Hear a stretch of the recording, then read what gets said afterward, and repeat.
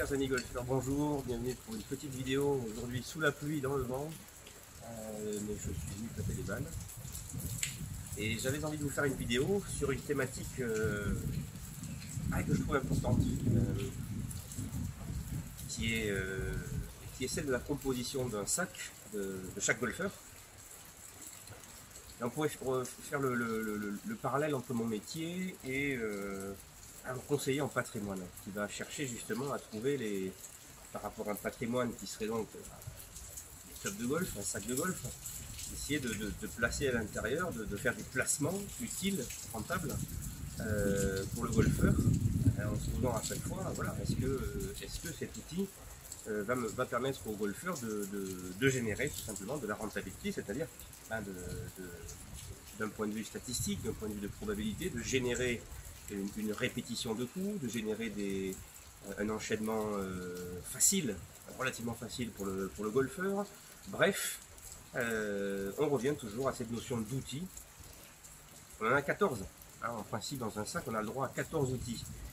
Et c'est vrai que une des questions quand même les plus importantes que moi je me pose à chaque fois que je rencontre un golfeur, et de plus en plus, c'est effectivement qu'est-ce qu'on va mettre dans ce sac. Enfin, quels sont les clubs que l'on peut éventuellement retirer, qui ne servent à rien, et ceux qui éventuellement pourraient servir. Et puis, en raisonnant parfois en dehors des sentiers battus. Encore une fois, on a droit à 14 clubs. Les règles de golf ne stipulent pas quel type de club vous devez mettre dans votre sac. Et c'est vrai qu'on a tous tendance à respecter un certain ordre des choses, une certaine tradition. Mettre certains wedges, mettre un seul putter, mettre un seul driver, un bois 3, etc., etc. Alors, ce bois 3, justement, c'est ce qui m'a inspiré cette vidéo. À la base, je voulais faire une vidéo intitulée « Arrêtez avec votre bois 3 ». Stop au bois 3. Bon, pourquoi et du coup, cette vidéo va être un peu plus globale que le bois 3. C'est finalement ma réflexion d'aujourd'hui. C'est d'ouvrir le champ aux 14 clubs. Mais le bois 3 en particulier, quand même, ouvrons et refermons la parenthèse. Encore une fois, je ne suis pas l'exemple à suivre, mais je n'ai plus de bois 3 dans mon sac. Ce bois 3, ça fait quand même pas mal de temps, des mois, voire des années, que non seulement je cherche à trouver le bois 3 idéal, mais en plus, me rendant compte qu'il n'existait pas, qu'il n'existerait pas, au-delà de ça, je me suis dit, Arnaud, mais as-tu vraiment besoin d'un bois 3 dans ton sac? Et du coup, aujourd'hui, je me retrouve, et j'en ai la certitude, avec deux outils qui vont m'être beaucoup plus utiles qu'un bois 3, c'est deux drivers. Et oui, deux drivers. Puisqu'à force de recherche, j'ai réussi à me fabriquer un driver qui, d'un point de vue statistique, d'un point de vue rentabilité, un driver qui ne fait quasiment que du draw, et l'autre qui ne fait quasiment que du fade, sans avoir à réfléchir sur mon swing. Tout simplement en jouant avec des différents profils de charte. Bon.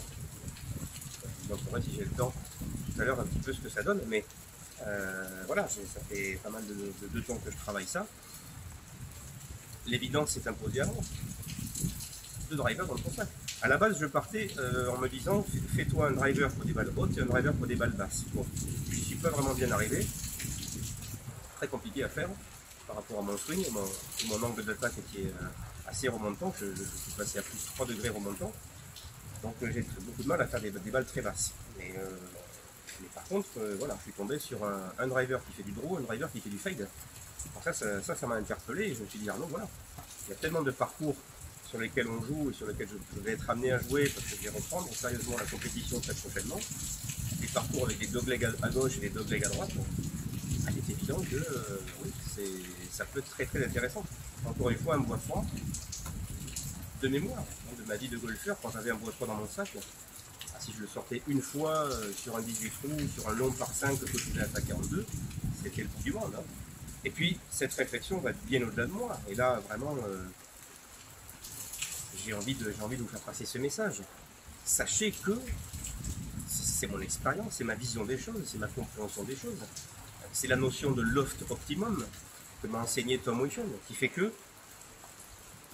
pour optimiser, pour rentabiliser un bois 3 de 15 degrés de loft, et en dessous 15, 14, 13, il faut des vitesses de club bien au-dessus de 90 miles à l'heure, c'est-à-dire bien au-dessus de la moyenne des golfeurs amateurs.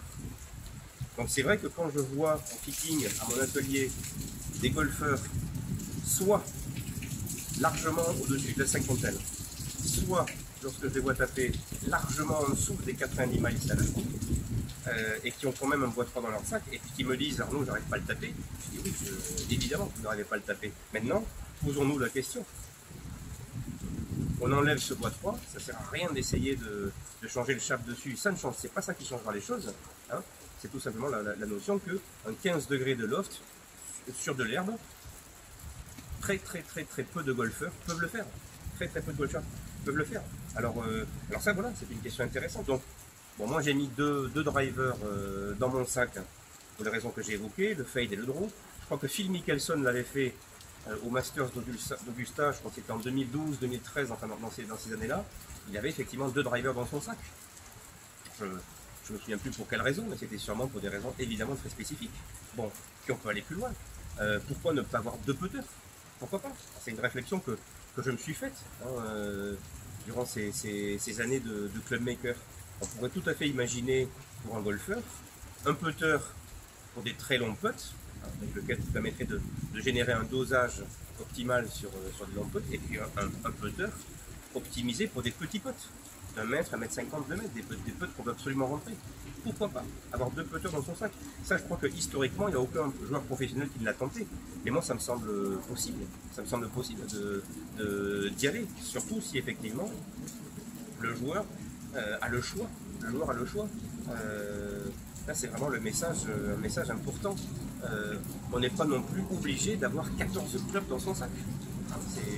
Même pour beaucoup de femmes seniors, beaucoup d'hommes seniors que je rencontre, débutants, joueurs moyens, inutile d'avoir 14 clubs. Ça pèse lourd, c'est encombrant, et on se rend vite compte que la moitié ne vous sert à rien, hein, puisque notamment sur les fers, avoir une série de fers complète permet de générer des gappings, un étalonnage de distance très régulier entre chaque fer. Lorsque je me rends compte en fitting, bien souvent, que la personne que je suis en train d'observer fait finalement les mêmes distances au fer 7, fer 6 et fer 5, ça veut dire qu'il y a 3 outils qui font le même boulot. Donc autant n'en garder qu'un, et puis les deux qui vont partir peuvent permettre de réfléchir à autre chose. Donc voilà, pour résumer, ce que je voulais vous dire dans cette vidéo, c'est vraiment la notion du bois 3. Posez-vous la question, avez-vous besoin d'un bois 3? Et c'est même pas avez-vous besoin, soyez honnête avec vous-même. Combien de fois avez-vous eu besoin de votre bois 3 lors des 6 derniers parcours que vous avez fait? Combien de fois l'avez-vous bien tapé, ce bois 3? Ce bois 3 génère-t-il plus de distance que votre hybride?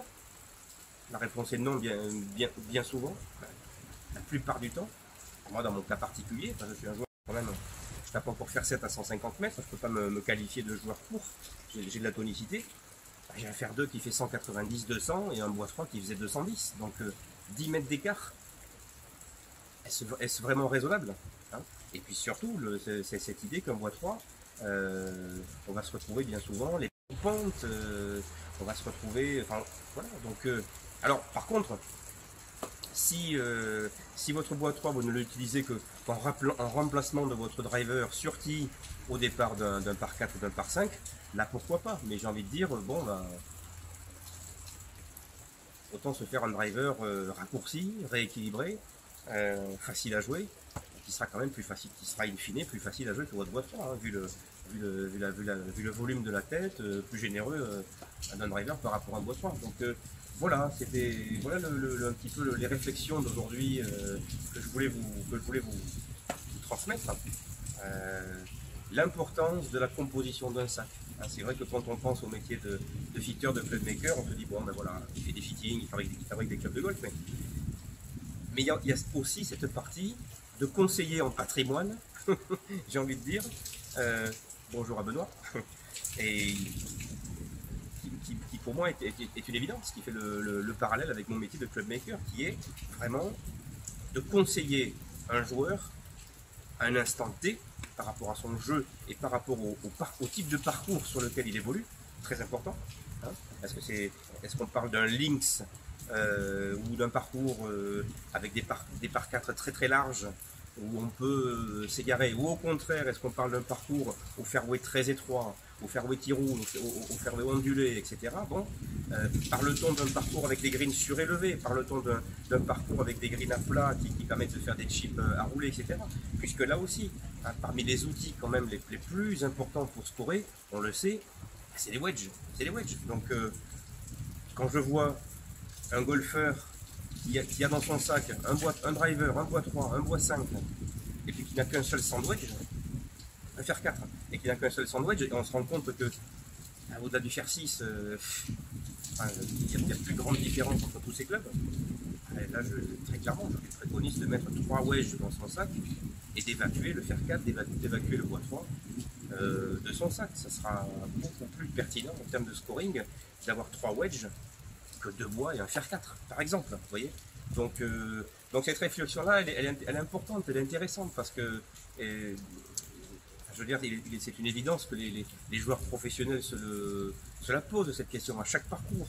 Le grand classique des pros que je côtoie, c'est, en fonction du parcours qu'ils jouent, ils vont mettre soit fer 2, soit bois 5 dans leur sac. Vous voyez, parce qu'il y en a un qui va faire des balles plutôt stinger, plutôt tendues, à 18 degrés de loft, de la taille d'un fer 2, et puis le bois 5, 18 degrés de loft, avec un shaft plus grand, avec plus de centre de gravité à l'arrière, plus d'inertie, plus de moment d'inertie, et donc des balles qui vont lever beaucoup plus dans le ciel, voilà, et qui vont donc pitcher beaucoup plus facilement des greens rapides, des greens un peu tambour, vous voyez.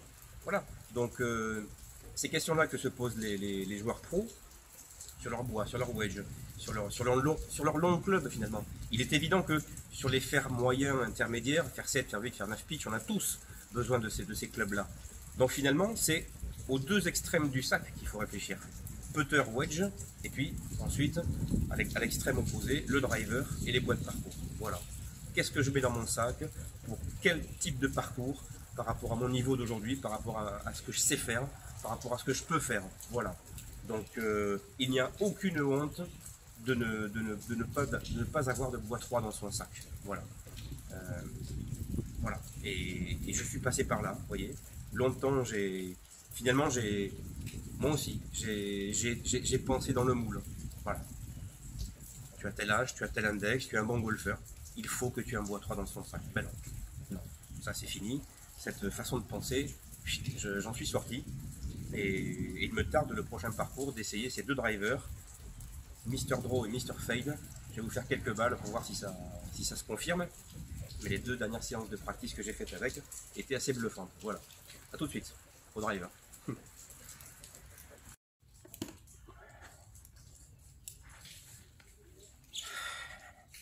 Alors, premier driver, je vous en avais parlé lors d'une précédente vidéo. La première tête, fabriquée par Bridgestone, qu'on appelle le J33. Non, la peinture, c'est pour moi, c'est la petite touche personnelle. 9 degrés de loft, une tête exceptionnelle que j'ai trouvée sur eBay. Une tête low spin, très low spin. Ça, j'ai pu m'en rendre compte sur le radar. Bon, je l'ai monté sur un shaft UST Mamiya Pro Force V2. Bon, c'est du 60, il fait 69 grammes, hein, 75. Et c'est de l'extra stiff que j'ai typé en bas. Enfin bref, c'est supposément une barre à mine, en fait pas du tout. Je le trouve très facile à jouer. Et surtout, ce qui m'interpelle avec ce driver, comme je vous le disais, c'est que je ne fais que du draw, quasiment. Ouais. Alors, on va voir si ça se confirme aujourd'hui. Je ne sais pas si vous allez pouvoir voir les trajectoires. Mais...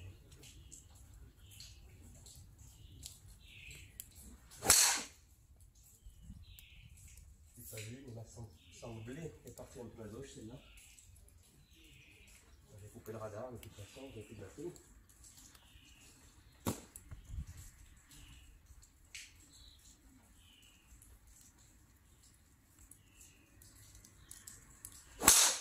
Ah, celle-là c'est sûr, c'est du draw. 4-5 mètres de draw. Pourquoi? C'est difficile à expliquer, mais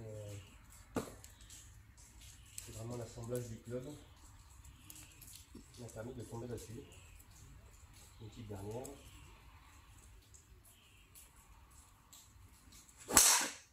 Celle-là est carrément un hook. Dans le premier.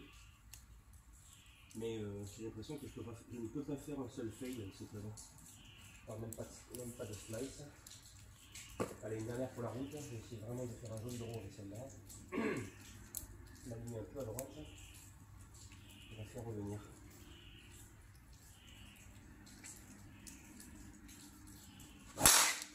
On fait du draw, mais très mal touché. On fait du draw de 8-9 mètres de draw. Très mal touché. Allez, une dernière. J'aimerais bien en traiter une.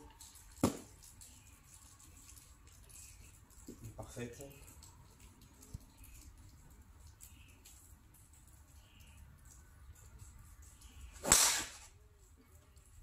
j'ai lâché le grip. C'est une balle parfaitement droite. Ça, avec n'importe quel autre driver, elle aurait fini 30 mètres à droite.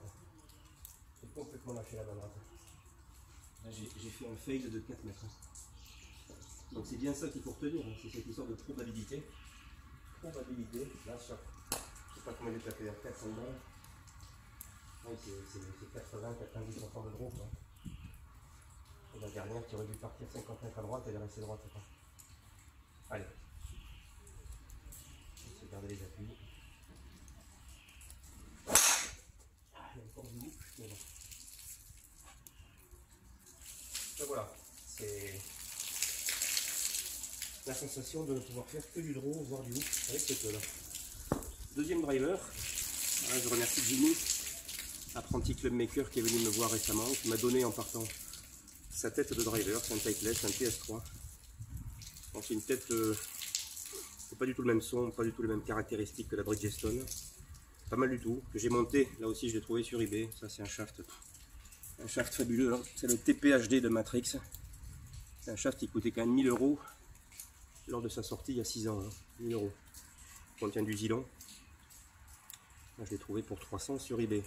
Shaft exceptionnel, et voilà.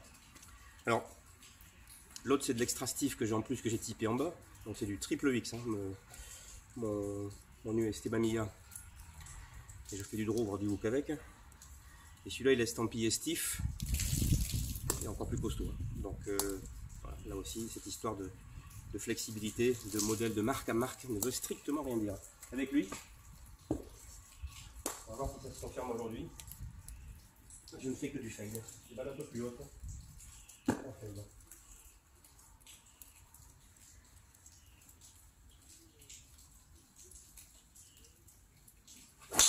Voilà, voire même le slice. D'entrée de jeu. C'est pas assez bien ramené, mais voilà. Le joli slice. Alors, c'est quand même très intéressant. J'ai conclu par un hook avec le précédent, et là, la première, un slice. C'est-à-dire que celle-là, vraiment, voilà. Pour faire un fade, il faut vraiment que je carbure à gauche. Quoi. Voilà, exactement. 3 mètres de fade. Exceptionnel, celle-là. 3 mètres de fade. Ah, c'est quand même très intéressant.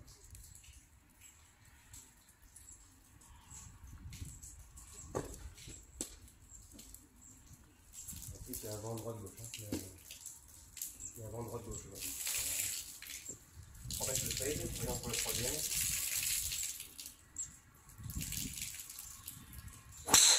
Et voilà, 10 mètres de fade. Ah, c'est pas dégueu. Ah, sur un dogleg gauche-droite. Exceptionnel. Donc je ne peux pas faire un draw avec le driver. Impossible. Je vais lui poser tout ce que j'ai, ça sort en fail.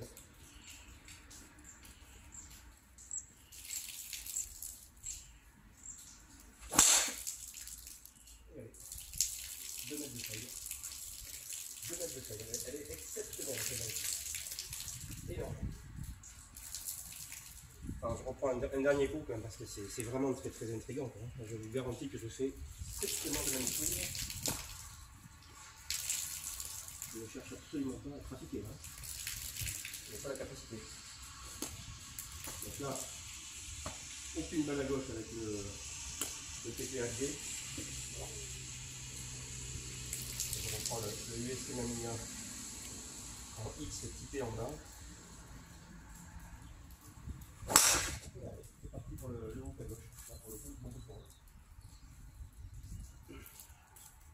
Là, c'est beaucoup de poids. Là, donc c'est le petit gros. Par contre, on ne à gauche. Je vais essayer de canaliser ça. Reste plus derrière. Voilà, plus derrière. 2 mètres de drôle. 2 mètres de drôle. Alors celui-là, elle avait une roule, j'imagine, exceptionnelle. Il reste un petit peu d'avantage derrière la balle. C'est mon défaut. Avec une dernière.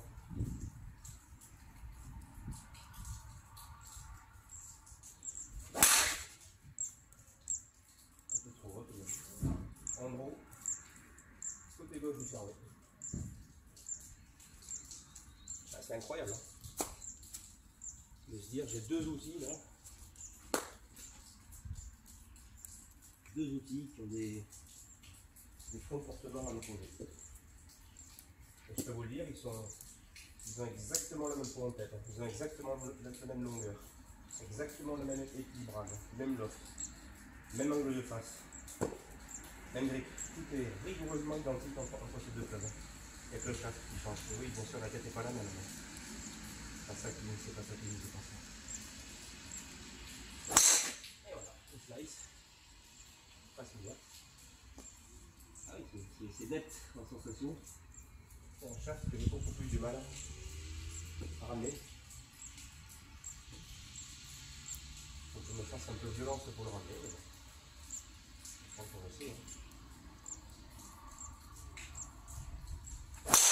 Voilà, celle-là, elle est magique. Oh, ni drôle ni faille, elle est droite comme un œil celle-là. Voilà, fin de cette vidéo. Donc j'espère que je ne vais pas trop m'ennuyer avec mes tests de driver. Mais voilà, cette histoire de composition d'un sac est très importante. Très importante. C'est une réflexion sur soi, sur son jeu, sur ses capacités, sur ce qu'on a envie de faire. N'hésitez pas à être différent de vos camarades de jeu. N'hésitez pas à sortir des sentiers battus. Ah, je vous le dis, hein, j'aurai 2 drivers dans mon sac. C'est une certitude. Voilà, maintenant, encore une fois, mon exemple n'est pas une panacée. Hein, mais voilà. Donc, j'attends vos commentaires avec impatience. On peut en discuter. Et puis, je vous dis à une prochaine vidéo au domaine de Palanne, où je vais aller voir Philippe, moniteur de ski, très bon joueur de golf, pour qui j'ai fait des clubs récemment. Et il m'a gentiment invité à jouer les 18 trous du golf de Palanne. À dimanche. Bon week-end.